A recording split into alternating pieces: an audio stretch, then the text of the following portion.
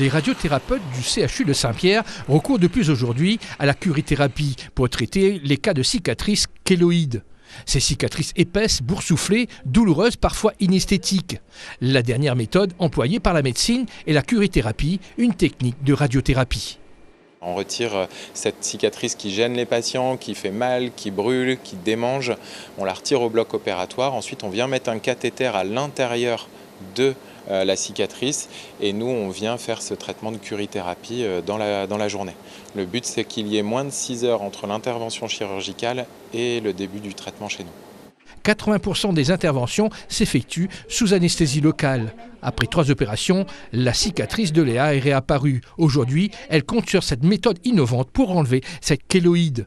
On m'a proposé du coup la curithérapie et du coup j'ai bien voulu tester. On m'a dit que déjà il y aura 2 autres séances de curithérapie le lendemain. Et ensuite, on aura un contrôle avec un chirurgien pour voir l'évolution. Reconnue sur le plan national, le docteur Sophie Renard est venue apporter son expertise de curithérapie sur le plan technique et traitement. Chaque opération nécessite plusieurs corps de métier. On a besoin du chirurgien pour enlever avec toutes ses compétences la cicatrice et faire une reconstruction dans les règles, à la fois au niveau esthétique et pour limiter au maximum les tensions qui pourraient favoriser la récidive. Et on a besoin du curithérapeute pour mettre en place dans le même temps le fil vecteur et en anticipant la dosimétrie pour le bon traitement de la cicatrice. Donc c'est vraiment une collaboration étroite qui est indispensable.